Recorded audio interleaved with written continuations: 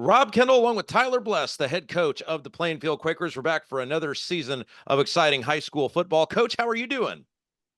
Doing well. How are you, sir? Doing great. All right, so we kind of try to do this every year where we walk our listeners, our fans, our parents through how the last several months have been going. Obviously, we end the season and then we don't hear or see a whole lot for a while unless you're a player or a coach, and you kind of get us up to date. So, first of all, obviously, season ends in the fall, and kind of take us through where the last several months have been as you prepared Plainfield football for another season.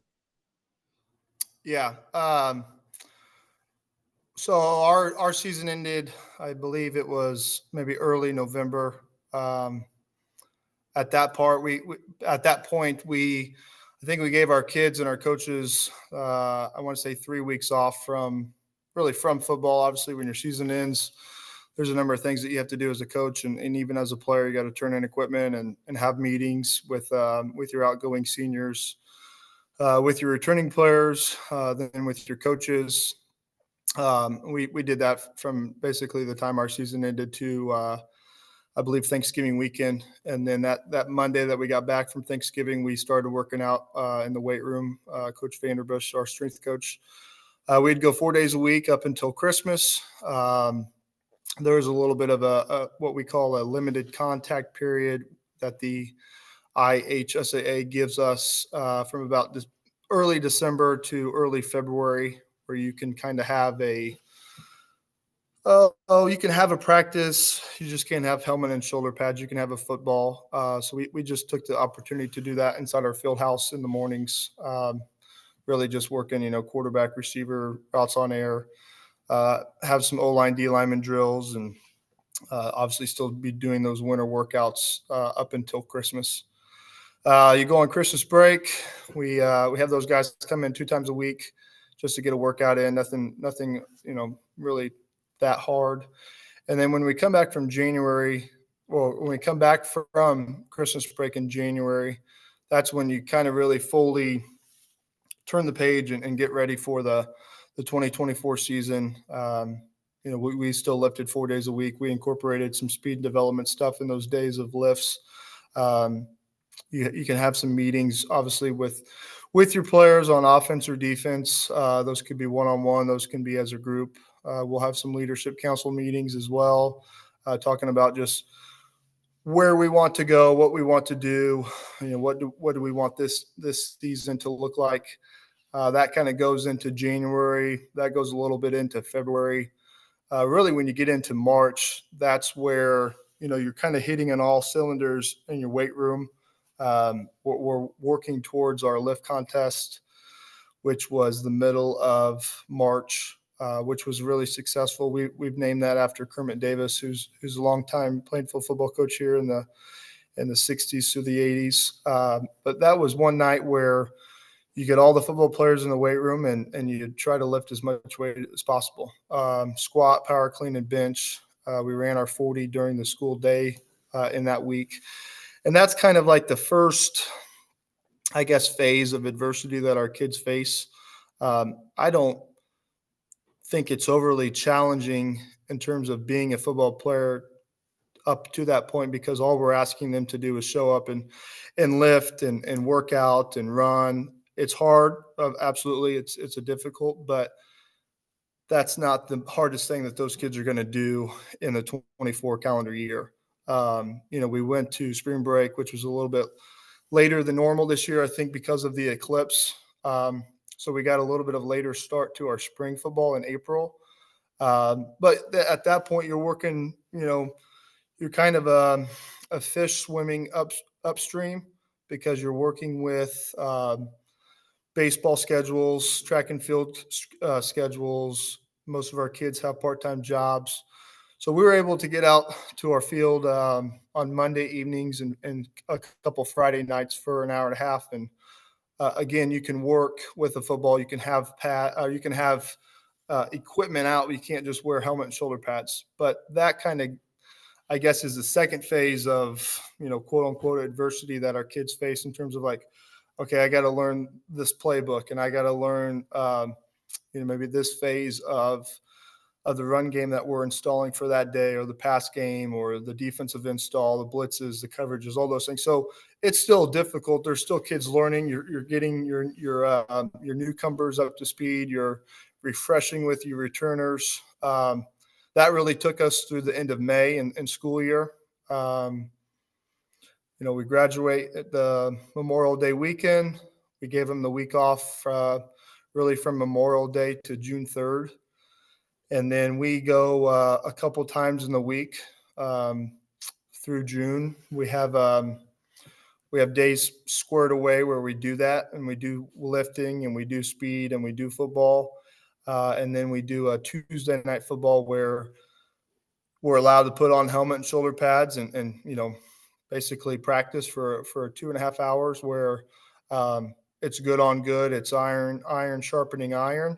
You're allowed from our state to go and have, like, I guess the cool way of putting it is like a joint practice, kind of like the Colts do with other NFL teams. We were able to do that. We've had scrimmages this this June and July with Avon, Danville, Bloomington North, East Central, New Palestine, and Bishop Chatard. So all those are kind of spread out in the June and July calendar, but all those went really well for our team. That's kind of like that third phase of adversity. We're like, okay, now I'm playing football against somebody else I have no clue about. I don't know what they do on offense. I don't know what they do on defense. I'm more concerned about what Plainfield football does on that day. And then we're in the phase right now where we're kind of wrapping that up. We're like, we've got 2 weeks of summer left before we start school on August 7th. And then that's when really that next phase of adversity hits, where like you start your season, and you're getting into fall camp, and you're getting ready to scrimmage Tri-West, and then you're getting ready for your first home game, home opener on August 23rd versus Terre Haute South. So it goes really fast. There's not really a time off. You kind of have some days to relax, but there's always something to be doing. And I feel like our kids have done a very good job of just showing up and asking or doing what we have asked them to do. It's amazing you did all that from memory. I can't even remember what I had for lunch yesterday, and you did all that off the top of your head, no notes from memory. That's amazing. It's not bad for a peanut brain. Uh okay, so let's well, first of all, let's thank our sponsors again this year. And like I said, what we kind of do in this show is just get everybody up to date. We'll obviously have a preseason show ahead of week one where we'll do a deep dive on Terre Haute South and all of that. But just to kind of do a thank you to the sponsors who are back again this year: Remax Centerstone, Julia Burbrich, Gunnell Financial, Crone Family Construction, My IT Indy, Ryan Grimes, I-70 Wrecker Service and Garage, BGW Construction LLC, Legacy Motorsports, Crest Point Real Estate, Chris Pearson, Sell with Jones, the Stewart Home Group, and Ellis and Associates. And Coach, real quick, maybe you can just mention this: Plainfield's, and what, I don't know, this is year 17 for us, I think 16. One of those, I'll have it by the time we do the first show. Every year, businesses in the Plainfield community come out to support the Quakers. Yeah, I mean, it's remarkable. Every year, I feel like every month on the calendar, there's something to be doing, whether it's with a football player, or it's with a football parent on organizing the end of the season banquet, or having quarterback club meetings to talk about fundraising, or talk about the golf outing, or talk about senior night. Like there was always something, and we've got some really good parents, like we do every year, that help me run those meetings and organize events and get sponsorship. We just had our golf outing on the 12th at Deer Creek Golf Course. Had plenty of sponsorship, plenty of foursomes. I know that we tie that into this coach's show, and there's a banner that I'm staring at here in our team room that has all those businesses that you just mentioned going to be hung up in the stadium gates, so that all of our fans can see how much this community cares about Plainfield athletics and Plainfield football. So let's talk about you. Obviously, last year was your first year. You'd come in as sort of the coach in waiting. The final year under Brian Woodard, you guys win the sectional that year. Kind of take us through your first year as a head coach. Was it what you expected? What was different? And what do you say, boy, that was new to me. I'm going to be a better coach this year because of that? Would probably categorize it as a roller coaster ride. It started off really well, and we were able to win some games and win them in, maybe some in dramatic fashion, but we're able to find ways to win. And that second half of the season just kind of went like a roller coaster does. There was some really good, there were some really highs, and then there were some really lows. And I kind of go back to an old coach saying, like, you kind of are what your record is. We're 6-4. We did some good things, but I'm not overly thrilled about that record. I'm proud of what we did, but I'm not satisfied, and I'm motivated to be better and have our coaches be better, have our players be better, have our parents be better.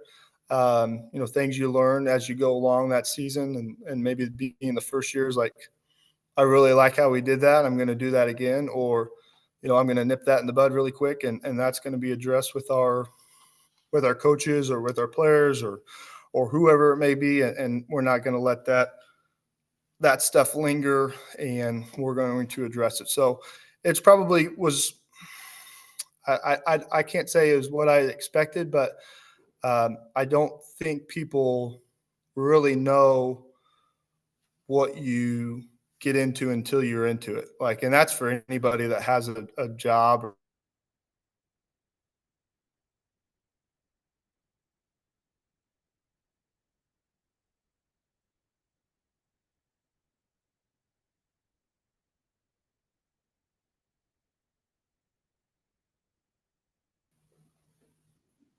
Well, one of the things we do on this show for our preseason show, it always has been as a dry run for us, and so we're still working for you. Few things, Coach. You forgot to plug your computer back in, but we're good to go now.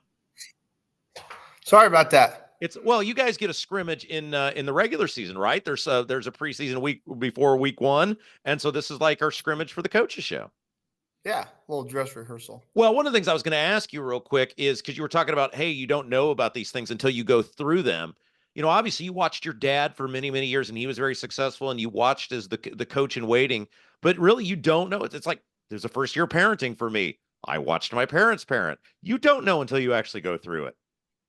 Yeah, I mean, that's part of life, and that's part of coaching. And um, you just find things that you like and you things you don't like, and how can you adjust, and how can you be better, and how can you get more out of your students, and how can you get more out of your coaches and everything like that. So you try to go through it, and take notes along the way, and ask people that you trust, and just each year is different because you have a different group of kids, and maybe the goals haven't changed, but the kids change, and the team changes from year to year. All right, so let's talk about a couple of the kids that'll be back this year. Let's talk about the team on the offensive side of the ball. I know you're still putting your roster together, and you don't have a week one starting lineup yet, but a couple kids that you say go ahead and pencil them in. Yeah, I mean, we're a very unique offense this year, with a lot of veteran guys up front on the offensive line.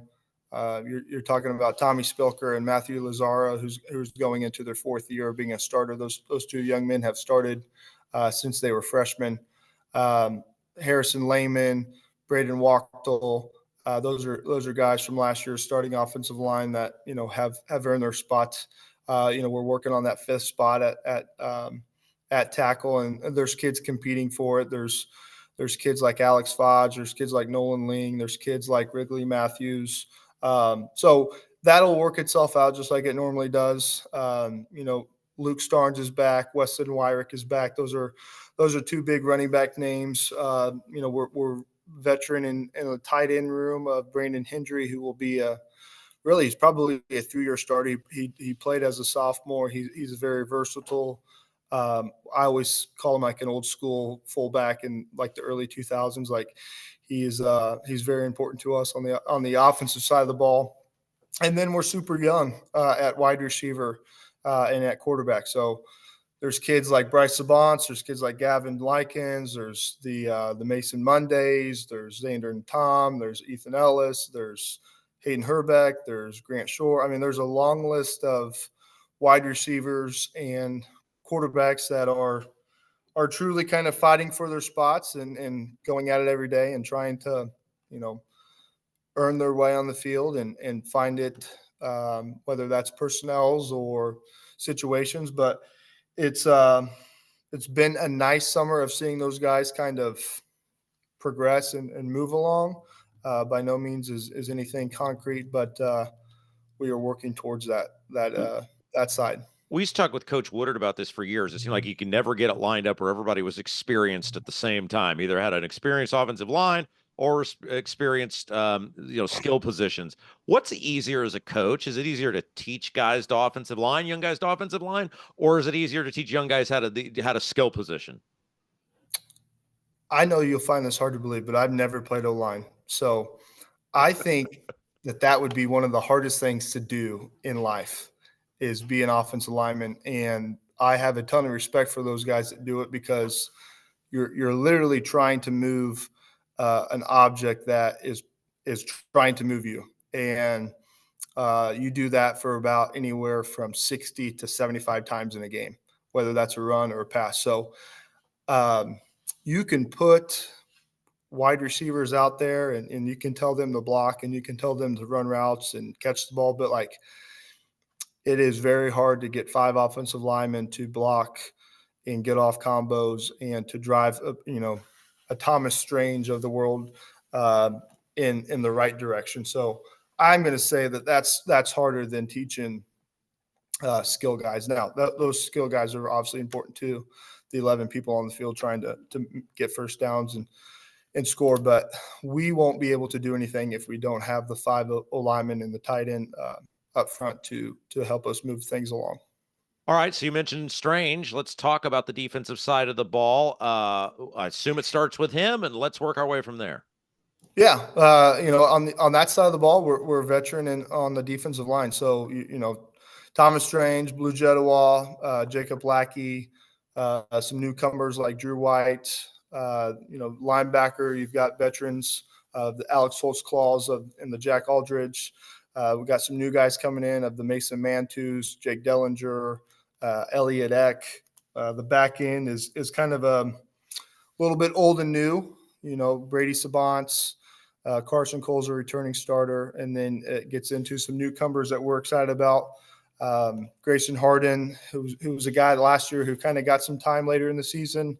Cohen Vanderbush, Ty White. So I would say the defense is a little bit more probably on the older side of things, but they still do have some newcomers coming in that we're counting to be either starters or key contributors for our defense. All right, let's again thank our sponsors who make the broadcast possible this year. All of our play-by-play, as well as the coaches shows. Remax Centerstone, Julia Burbridge, Ganell Financial, Crone Family Construction, My IT Indy, Ryan Grimes, I-70 Record Service and Garage, BGW Construction LLC, Legacy Motorsports, Crest Point Real Estate, Chris Pearson, Sell with Jones, the Stewart Home Group, and Ellis and Associates. And just a reminder, we'll have all the games, play-by-play, live audio broadcast for you coming up this fall, and of course the coaches shows every Monday following the ball game. All right, Coach. So what's the next 2 or 3 weeks look like for you? How do you get ready for that week 1 scrimmage? How do you get ready to put a team on the field week 1 from where you are right now? Yeah, we'll finish this week up with a normal work week and our normal schedule that we've carried all summer long. Next week we'll do a little bit of that, but we'll kind of modify it in a way just because it's the last week of summer and we want our young men to be kind of fresh and itching to come back in once that first official IHSA practice starts on August 5. And then that week is the first week of school. We start on the 7th, which is a Wednesday. We'll have our red-white scrimmage on the 10th.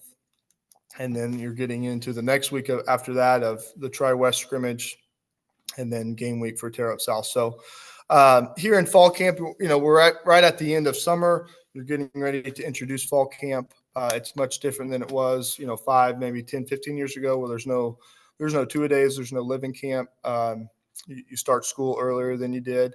But that's where we'll really start to work some situations. You'll work red zone, you'll work goal line, third down. You'll get into some special team situations. And you just keep trying to sharpening each other and try to stay healthy at the same time. You want to go good on good as much as possible, but you also want to continue to develop your JV squad and get those kids reps.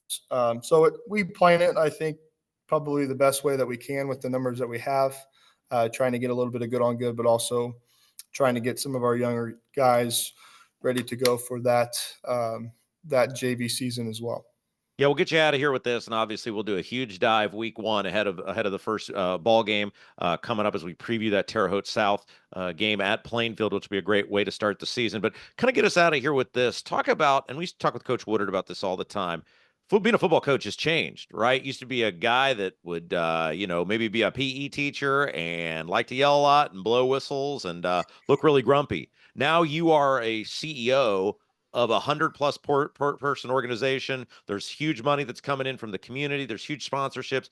Talk about kind of your first year as not from a football coach perspective, but really being the head of this Plainfield football family and how maybe that what you learned and maybe what goes into year two. I think what I learned probably best from year one to year two is probably listen to my wife a little bit more on um, trying to delegate some things that they come across my desk, but I can delegate that to an assistant coach, or I can delegate that to a trusted parent on our quarterback club board. And honestly, try to make it as much as a football family as possible. And then that's just what I saw from my father when he did it for so long when I played for him. But like it was truly a family where we want coaches' kids to come to practice. We want we just had senior day at the lake on Friday at Heritage Lake where we had almost all of our seniors there, but it was a day of fun, but also hey, a day of like leadership and what do you want your senior year to look like, and then this upcoming Friday, we're going to have a coach's cookout and just, get together and break bread and have fun and, try to relax a little bit before the calm of the storm. But like, I think the big thing is there's not really an off day. There's not really an off season. It's just, okay, it's December. So this is what we do in December. Okay. It's March and here's the lift contest and here's what we need for this. And then, okay, hey, it's June and you got to schedule summer workouts and you got to get with Coach Vanderbush on what he wants to do in the weight room and what we want to do on the field. And you get with parents on, okay, how do you want this to look? So it's ongoing. It's you've got to communicate your vision. You got to be okay with people not liking every decision you're going to make. And I'm okay with that. But I try to tell people and I try to tell myself like every decision that we're going to make is what's best for the Plainfield football players. It's not what's best for Coach Bless or his staff or his wife or whoever. Like this decision is based off of, 100+ kids that are in our football program that have chosen to play the greatest game ever made. Well, this is a good dry run for us. This is why we do this the same way as you guys have your scrimmages to get everybody ready to go. And man, Coach, we'll wish you a good couple weeks. Keep everybody healthy, and then we'll check back with you ahead of week one as we take on Terre Haute South. Get the thoughts on the team from that, and then we'll obviously have the play-by-play Friday night. It's less than a month away until high school football starts, so we'll talk to you here in a couple weeks. And good luck in the meantime. Okay, I appreciate you. Thank you very much.